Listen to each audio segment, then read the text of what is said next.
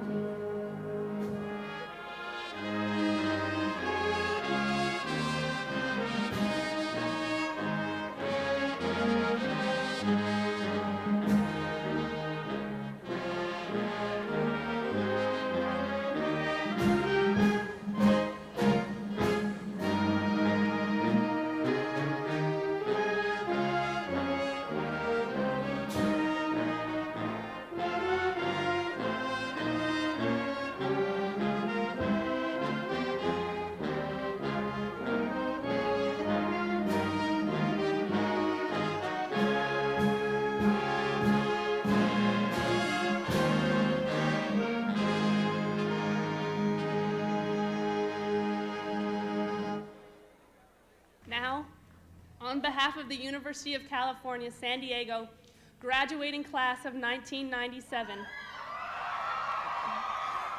it is my great honor to introduce the President of the United States of America, William Jefferson Clinton.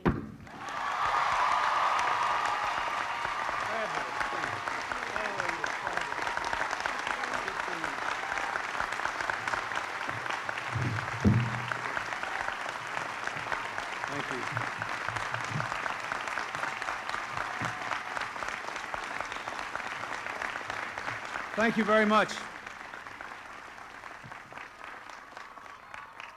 Thank you. Well, ladies and gentlemen, the first thing I would like to say is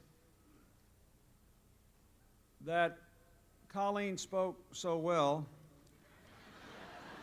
and she said everything I meant to say, that I could do us all a great favor by simply associating myself with her remarks and sitting down. I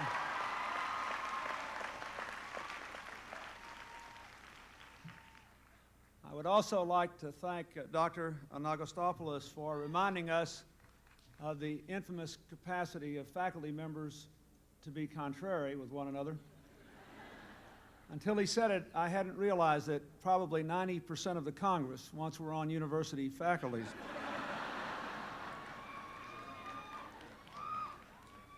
Let me say to Chancellor Dynes and President Atkinson, to the distinguished regents and faculty members, to the students and their families and friends who are here today, I'm honored to be joined by a number of people who reflect the kind of America that Coleen Sabatini called for. Senator Barbara Boxer and Senator Dan Akaka from Hawaii, your Congressman Bob Filner, Congresswoman Maxine Waters, the chair of the Congressional Black Caucus, Congresswoman Patsy Mink, Congressman Jim Clyburn, Congressman John Lewis, a great hero of the Civil Rights Movement, Congresswoman Juanita Milliner McDonald, Congressman Carlos Romero Barcelo from Puerto Rico, your Lieutenant Governor, Gray Davis, the Secretary of Transportation, Rodney Slater, of Labor, Alexis Herman, of Veterans Affairs, Jesse Brown, of Education, Dick Riley, our distinguished Ambassador to the United Nations, Bill Richardson, our distinguished Administrator of the Small Business Administration, Aida Alvarez, the first American of Puerto Rican descent ever to be in a presidential cabinet. I would like to ask them all to stand, along with the members of the White House staff who are here, including Thurgood Marshall Jr., whose father has a college named for him at this great university. Would you please stand?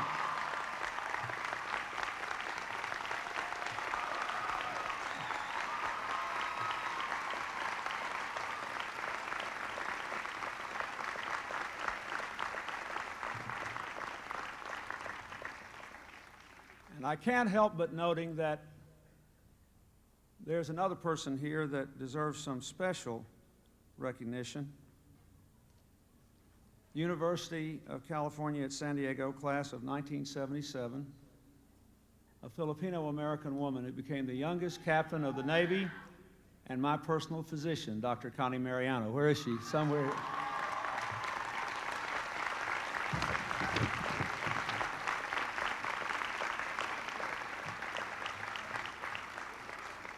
I want to thank you for offering our nation a shining example of excellence, rooted in the many backgrounds that make up this great land. You have blazed new paths in science and technology, explored the new horizons of the Pacific Rim and Latin America. This is a great university for the 21st century. Today we celebrate your achievements at a truly golden moment for America. The Cold War is over and freedom is now ascendant around the globe, with more than half of the people in this old world living under governments of their own choosing for the very first time. Our economy is the healthiest in a generation and the strongest in the world. Our culture, our science, our technology promised unimagined advances and exciting new careers. Our social problems, from crime to poverty, are finally bending to our efforts. Of course, there are still challenges for you out there, Beyond our borders, we must battle terrorism, organized crime, and drug trafficking, the spread of weapons of mass destruction, the prospect of new diseases, and environmental disaster. Here at home, we must ensure that every child has the chance you have had to develop your God-given capacities. We cannot wait for them to get in trouble to notice them. We must continue to fight the scourge of gangs and crime and drugs. We must prepare for the retirement of the baby boom generation so that we can reduce that child poverty rate that Coleen talked about. We must harness the forces of science and technology for the public good, the entire American public. But I believe the greatest challenge we face, among all those that Coleen talked about, is also our greatest opportunity. Of all the questions of discrimination and prejudice that still exist in our society, the most perplexing one is the oldest, and in some ways today, the newest, the problem of race. Can we fulfill the promise of America by embracing all our citizens of all races, not just at a university where people have the benefit of enlightened teachers and the time to think and grow and get to know each other, but in the daily life of every American community? In short, can we become one America in the 21st century? I know, and I've said before, that money cannot buy this goal, power cannot compel it, technology cannot create it. This is something that can come only from the human spirit, the spirit we saw when the choir of many races sang as a gospel choir. Today, the state of Hawaii, which has a senator and a congresswoman present here, has no majority racial or ethnic group. It is a wonderful place of exuberance and friendship and patriotism. Within the next 3 years here in California, no single race or ethnic group will make up a majority of the state's population. Already, 5 of our largest school districts draw students from over 100 different racial and ethnic groups. At this campus, 12 Nobel Prize winners have taught or studied from 9 different countries. Half-century from now, when your own grandchildren are in college, there will be no majority race in America. Now, we know what we will look like, but what will we be like? Can we be one America, respecting, even celebrating our differences, but embracing even more what we have in common?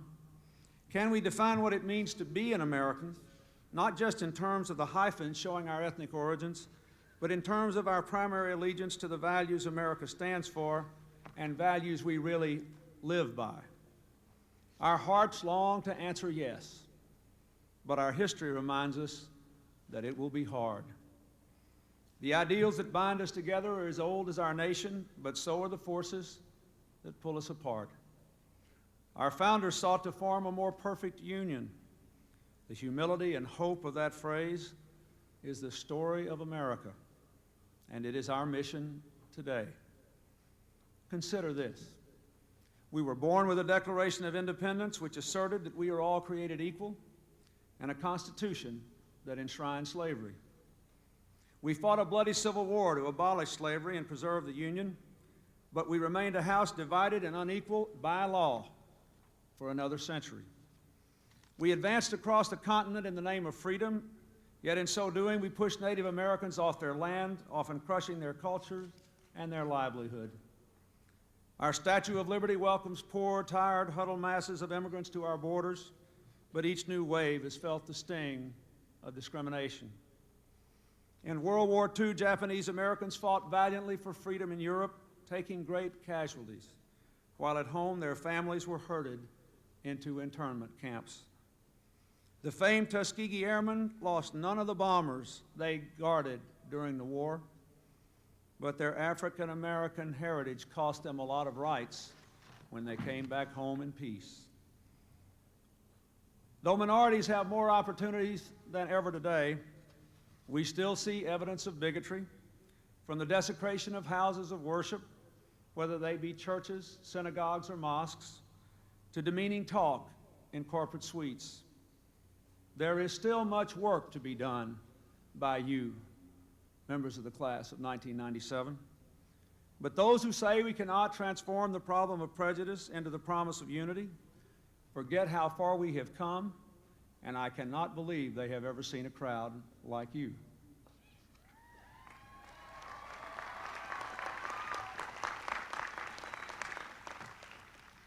When I look at you, it is almost impossible for me even to remember my own life. I grew up in the high drama of the Cold War in the patriotic South. Black and white Southerners alike wore our nation's uniform in defense of freedom against communism, and they fought and died together from Korea to Vietnam. But back home, I went to segregated schools, swam in segregated public pools, sat in all-white sections at the movies, and traveled through small towns in my state that still mark restrooms and water fountains, white and colored. By the grace of God, I had a grandfather with just a grade school education, but the heart of a true American, who taught me that it was wrong. And by the grace of God, there were brave African Americans like Congressman John Lewis, who risked their lives time and time again to make it right. And there were white Americans like Congressman Bob Filner, a freedom rider on the bus with John Lewis in the long, noble struggle for civil rights, who knew that it was a struggle to free white people too. To be sure, there is old, unfinished business between black and white Americans, but the classic American dilemma has now become many dilemmas of race and ethnicity.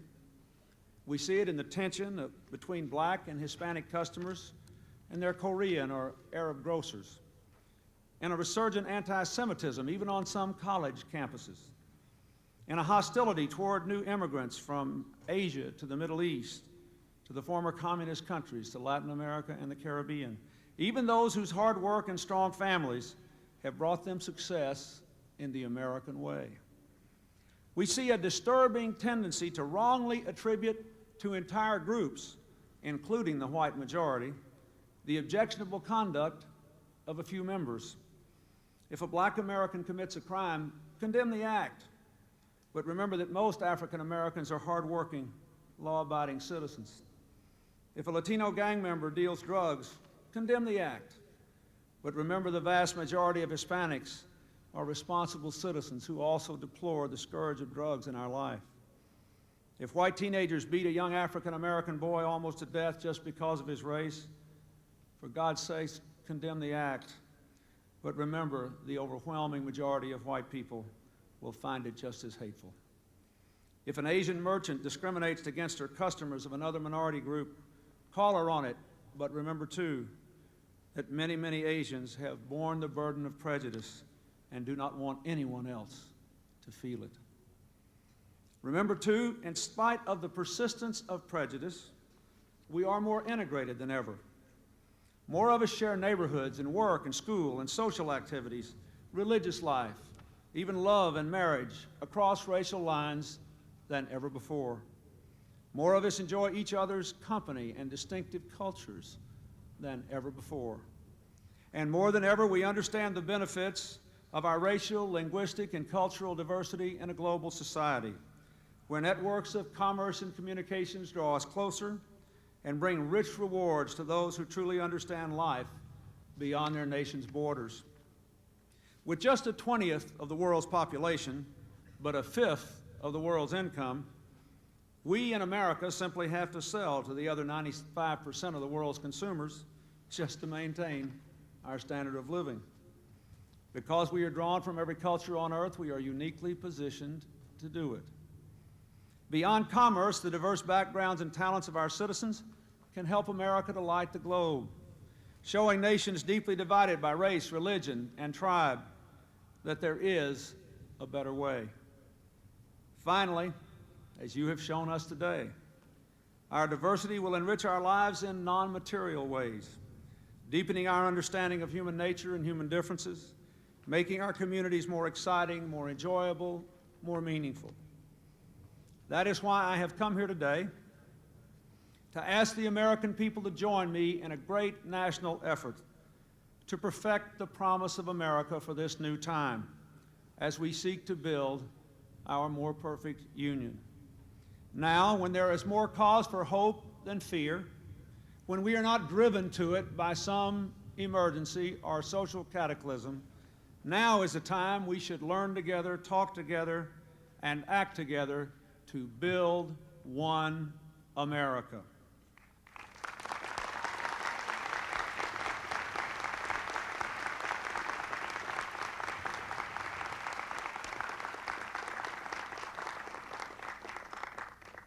Let me say that I know that for many white Americans, this conversation may seem to exclude them or threaten them.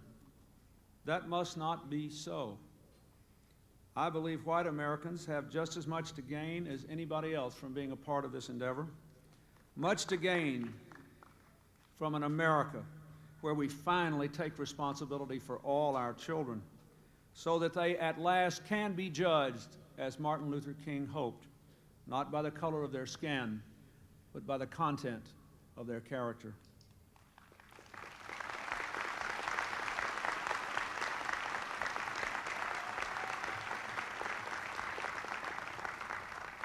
What is it that we must do?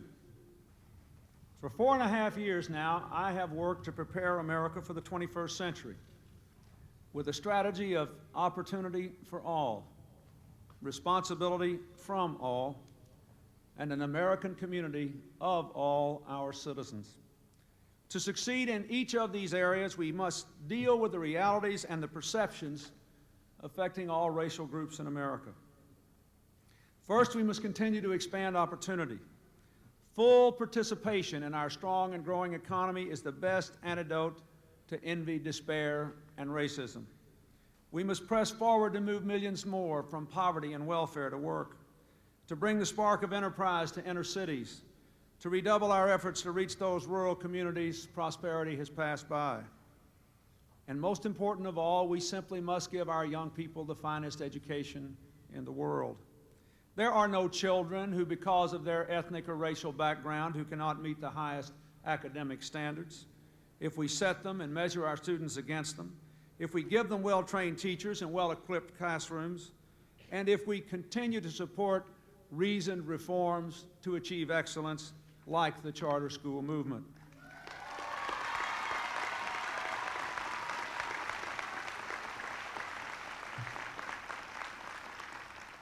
At a time when college education means stability, a good job, a passport to the middle class, we must open the doors of college to all Americans, and we must make at least 2 years of college as universal at the dawn of the next century as a high school diploma is today. In our efforts to extend economic and educational opportunity to all our citizens, we must consider the role of affirmative action. I know affirmative action has not been perfect in America.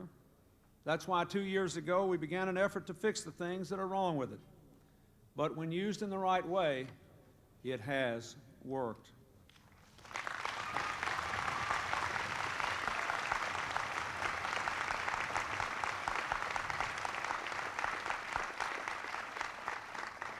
It has given us a whole generation of professionals in fields that used to be exclusive clubs, where people like me got the benefit of 100% affirmative action. There are now more women-owned businesses than ever before. There are more African American, Latino, and Asian American lawyers and judges, scientists and engineers, accountants and executives than ever before. But the best example of successful affirmative action is our military. Our armed forces are diverse from top to bottom. Perhaps the most integrated institution in our society, and certainly the most integrated military in the world. And more important, no one questions that they are the best in the world. So much for the argument that excellence and diversity do not go hand in hand.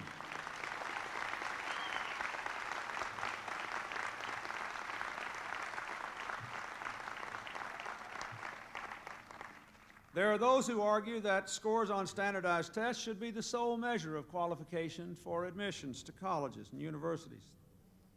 but many would not apply the same standard to the children of alumni or those with athletic ability.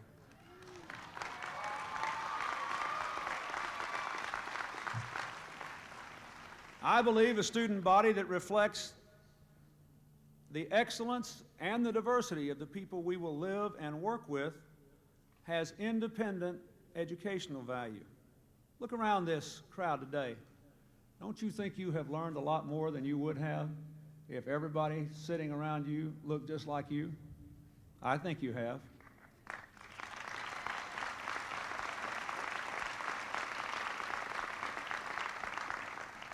And beyond the educational value to you, it has a public interest, because you will learn to live and work in the world you will live in better.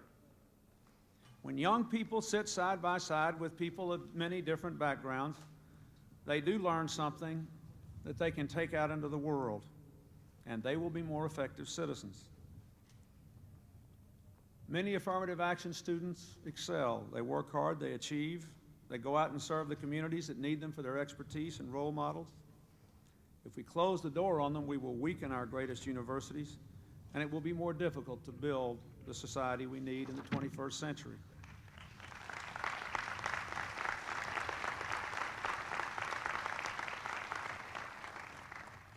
Let me say, I know that the people of California voted to repeal affirmative action without any ill motive. The vast majority of them simply did it with the conviction that discrimination and isolation are no longer barriers to achievement. But consider the results. Minority enrollments in law school and other graduate programs are plummeting for the first time in decades. Soon the same will likely happen in undergraduate education. We must not resegregate higher education or leave it to the private universities to do the public's work.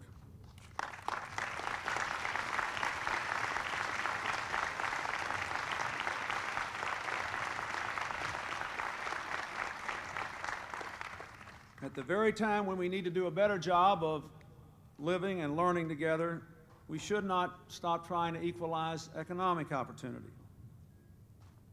To those who oppose affirmative action, I ask you to come up with an alternative. I would embrace it if I could find a better way. And to those of us who still support it, I say we should continue to stand for it. We should reach out to those who disagree or are uncertain and talk about the practical impact of these issues. And we should never be unwilling to work with those who disagree with us to find new ways to lift people up and bring people together.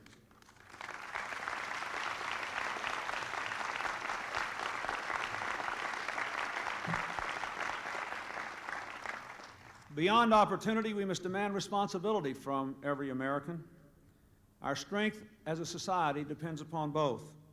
Upon people taking responsibility for themselves and their families, teaching their children good values, working hard and obeying the law, and giving back to those around us. The new economy offers fewer guarantees, more risks, and more rewards. It calls upon all of us to take even greater responsibility for our own education than ever before. In the current economic boom, only one racial or ethnic group in America has actually experienced a decline in income: Hispanic Americans. One big reason is that Hispanic high school dropout rates are well above, indeed far above, those of whites and blacks. Some of the dropouts actually reflect a strong commitment to work. We admire the legendary willingness to take the hard job at long hours for low pay. In the old economy, that was a responsible thing to do. But in the new economy, where education is the key, responsibility means staying in school.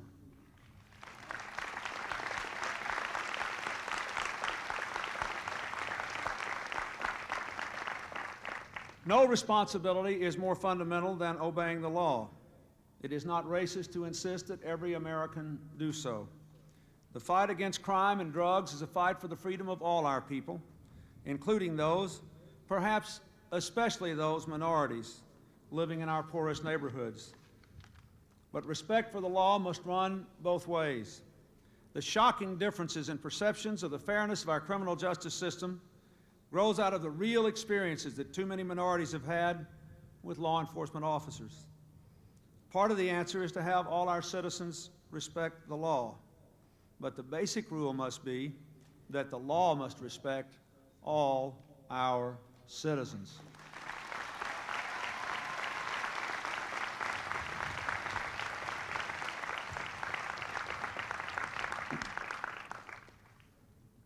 And that applies, too, to the enforcement of our civil rights laws. For example, the Equal Employment Opportunity Commission has a huge backlog of cases with discrimination claims, though we have reduced it by 25% over the last 4 years. We can do not much better without more resources.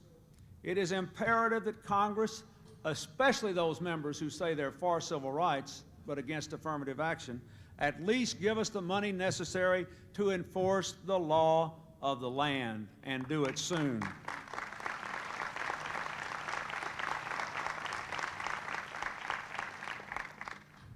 Our third imperative is perhaps the most difficult of all. We must build one American community based on respect for one another and our shared values.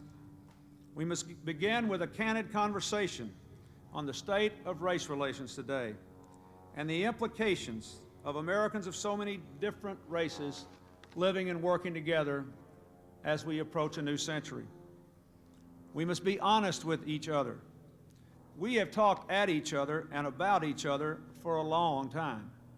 It's high time we all began talking with each other. Over the coming year, I want to lead the American people in a great and unprecedented conversation about race.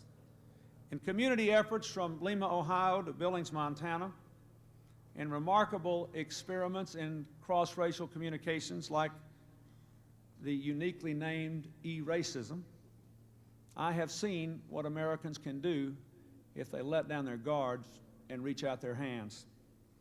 I have asked one of America's greatest scholars, Dr. John Hope Franklin, to chair an advisory panel of 7 distinguished Americans to help me in this endeavor.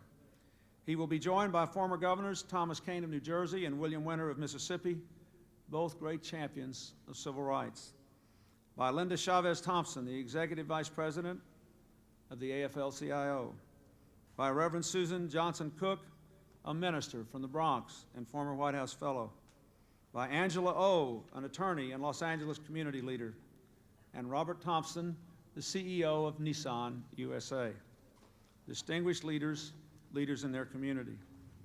I want this panel to help educate Americans about the facts surrounding issues of race, to promote a dialogue in every community in the land to confront and work through these issues, to recruit and encourage leadership at all levels to help breach racial divides, and define, develop, and recommend how to implement concrete solutions to our problems, solutions that will involve all of us in government, business, communities, and as individual citizens. I will make periodic reports to the American people about our findings and what actions we all have to take to move America forward. This board will seek out and listen to Americans from all races and all walks of life. They are performing a great citizen service. But in the cause of building one America, all citizens must serve.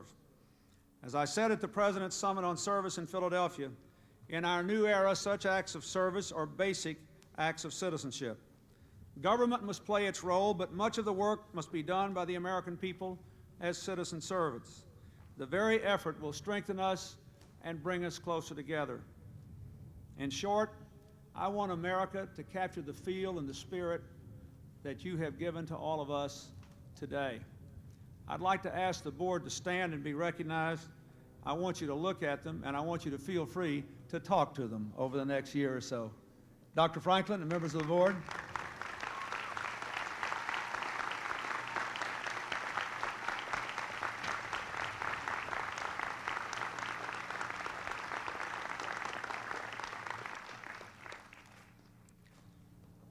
Honest dialogue will not be easy at first.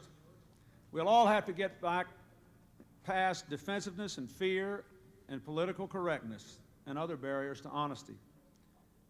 Emotions may be rubbed raw, but we must begin. What do I really hope we will achieve as a country? If we do nothing more than talk, it will be interesting, but it won't be enough. If we do nothing more than propose disconnected acts of policy, it will be helpful, but it won't be enough. But if 10 years from now people can look back and see that this year of honest dialogue and concerted action helped to lift the heavy burden of race from our children's future, we will have given a precious gift to America. I ask you all to remember just for a moment, as we have come through the difficult trial on the Oklahoma City bombing, remember that terrible day when we saw and wept for Americans and forgot for a moment that there were a lot of them from different races than we are. Remember the many faces and races of the Americans who did not sleep and put their lives at risk to engage in the rescue, the helping, and the healing.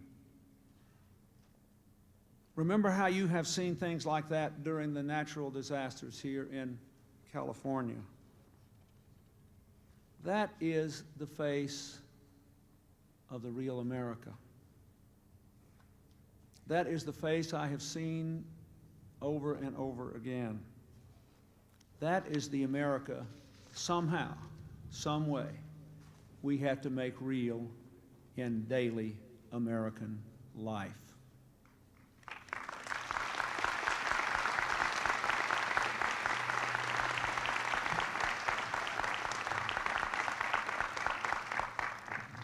Members of the graduating class, you will have a greater opportunity to live your dreams than any generation in our history, if we can make of our many different strands one America, a nation at peace with itself, bound together by shared values and aspirations and opportunities, and real respect for our differences. I am a Scotch-Irish Southern Baptist, and I'm proud of it. But my life has been immeasurably enriched by the power of the Torah, the beauty of the Quran, the piercing wisdom of the religions of East and South Asia, all embraced by my fellow Americans. I have felt indescribable joy and peace in Black and Pentecostal churches. I have come to love the intensity and selflessness of my Hispanic fellow Americans toward La Familia. As a Southerner, I grew up on country music and county fairs, and I still like them. But I have also reveled in the festivals and the food, the music and the art and the culture of Native Americans and Americans from every region in the world. In each land I have visited as your president, I have felt more at home because some of their people have found a home in America. For 2 centuries, wave upon wave of immigrants have come to our shores to build a new life drawn by the promise of freedom and a fair chance. Whatever else they found, even bigotry and violence, most of them never gave up on America. Even African Americans, the first of whom were brought here in chains, never gave up on America. It is up to you to prove that their abiding faith was well placed. Living in islands of isolation, some splendid and some sordid, is not the American way. Basing our self-esteem on the ability to look down on others is not the American way. Being satisfied if we have what we want and heedless of others who don't even have what they need and deserve is not the American way. We have torn down the barriers in our laws. Now we must break down the barriers in our lives, our minds, and our hearts. More than 30 years ago, at the high tide of the Civil Rights Movement, the Kerner Commission said we were becoming 2 Americas, one white, one black, separate and unequal. Today we face a different choice. Will we become not 2, but many Americas, separate, unequal, and isolated? or will we draw strength from all our people and our ancient faith in equality and human dignity to become the world's first truly multiracial democracy? That is the unfinished work of our times, to lift the burden of race and redeem the promise of America. Class of 1997, I grew up in the shadows of a divided America, but I have seen glimpses of one America. You have shown me one today. That is the America you must make. It begins with your dreams, so dream large. Live your dreams, challenge your parents, and teach your children well. God bless you, and good luck.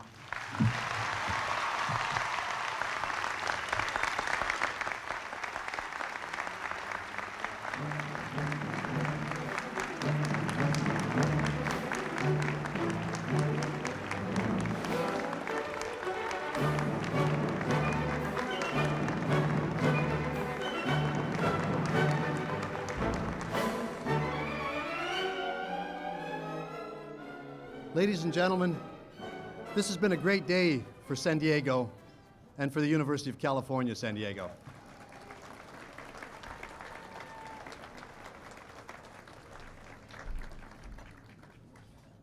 Mr. President, we've been honored by your participation in an event that brings special focus to the best efforts of our university and its extended community as we send our students out into the world to make their own contribution. Let me take a few minutes to introduce you to our community. As you look around at this luncheon audience, you see the faces of San Diego. I would introduce each member of this audience if I had time and if I knew you all. I am thrilled to see so many of my friends and colleagues here to share this day with us, with UCSD. I came to this community about 6 years ago, and I've come to embrace it as my community. I believe this great multicultural region is the city of the 21st century in many, many ways. As a matter of fact, we have it all, don't we?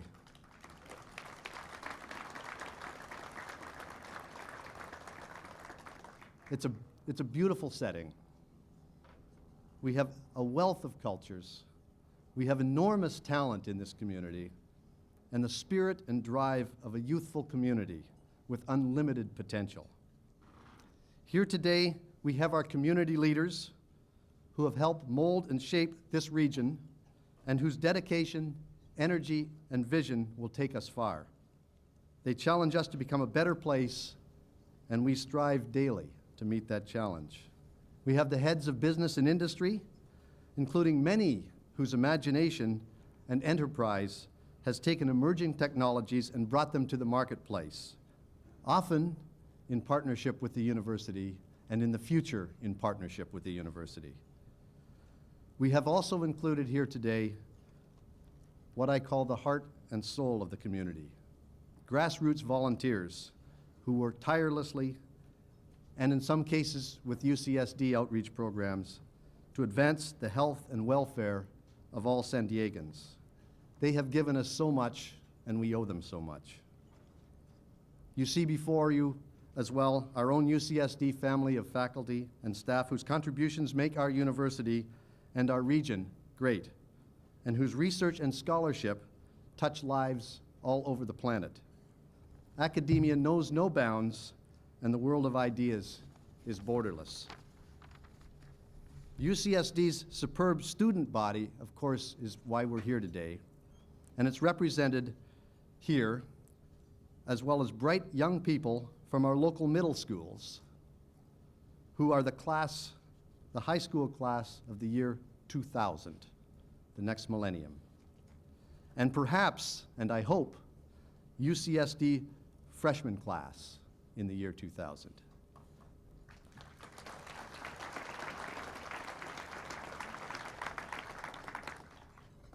You just have to look into these students' eyes and you're energized. It only takes a second and you see the fire. I can't tell you how exciting it is to walk around the campus and look into the eyes of students. Mr. President, your comments today remind us that our diversity is our strength, and that by building the bridges in our community, we can only become stronger. On behalf of our university community, I thank you for your inspiring words. Believe me, we will take them to heart. And I would like now to introduce our current Student Association President, Souley Diallo, who is representing our 14,000 undergraduates.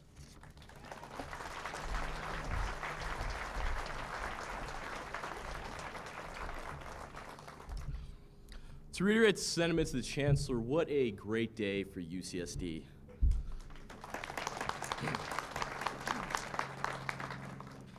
Today, at the first unified commencement of our great institution of higher learning, we were honored by the presence of the last president of the 20th century. Having said that, my only concern is how we're going to top that next year for my graduation.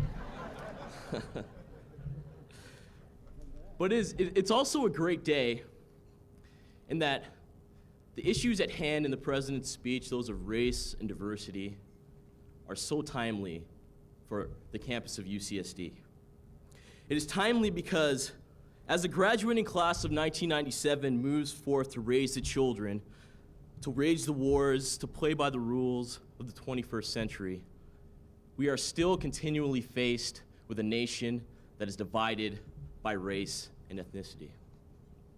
It is timely because the forefront of the debate on these issues of race and diversity has specifically occurred here at the University of California and at our great campus of San Diego. It is especially timely because the students and the youth of America have only one great wish, which is to realize the dream of Martin Luther King and to eradicate every ounce of racism in every town, every community in America. Thank you.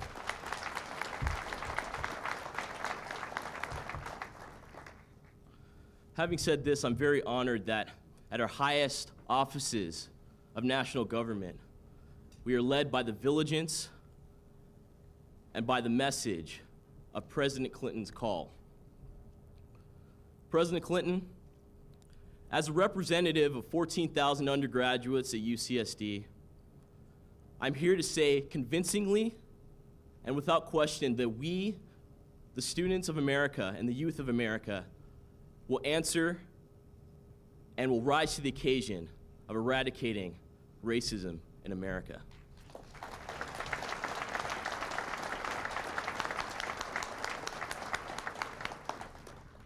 Having said that, I'd like to introduce Thomas Diller, the Graduate Student Association President, who has a gift for President Clinton.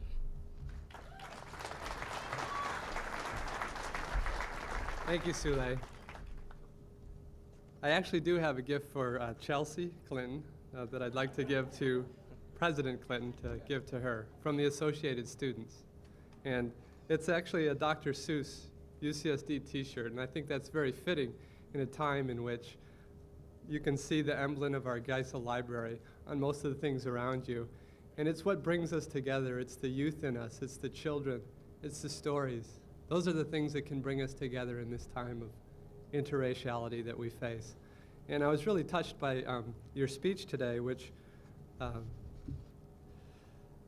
brought me back to when I first started college. And the first person who I really admired was Martin Luther King Jr. And I went down to the college campus's bookstore and I got a poster, put it in a frame, and I put it next to my desk. And it says, "I have a dream." And I have a 2-year-old daughter now. And in the I Have a Dream poster, Martin Luther King is sitting like this. And my daughter sees that poster and she imitates him and she imitates us as we go forward in solving our racial problems. And so I think it's especially fitting that Chelsea, in her mission to go forward into her life, and she'll remember Dr. Seuss and UCSD and our Geisel Library and the things that it's done for our youth and will do for her and hopefully for others as well in this great community, UCSD.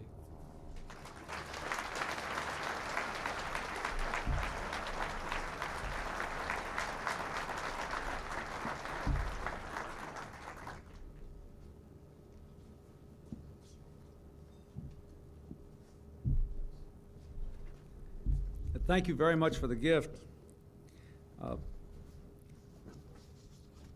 Chelsea will treasure the Dr. Seuss T-shirt, and it is an especially appropriate gift since last week I spoke at her high school graduation. Believe it or not, I was much more nervous then than I was today. And I asked Chelsea and her classmates to forgive us, their parents, if we were acting a little weird that day. And I explained that we were reliving their whole lives, and among other things, we wished just one more time we could read children's books to them. So that will always remind her of that, and I thank you. Let me say to your student body president-to-be and to the young woman who spoke before me at the graduation, if Coleen and Souley are emblematic of the undergraduates at the University of California at San Diego, this country's in good hands, and you should be able to capture virtually every elected position in the entire state within just a few years.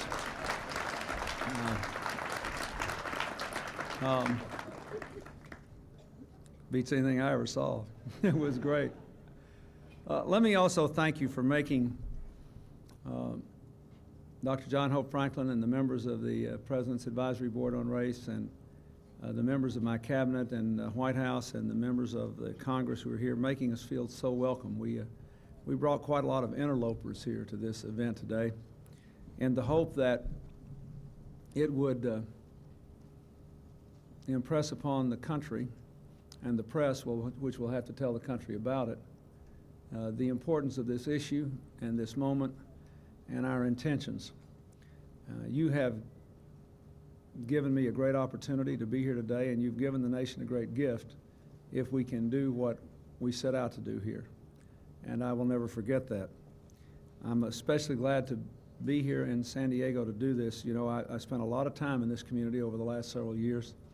I have come to love it and also to respect it because I see the capacity here to make things work.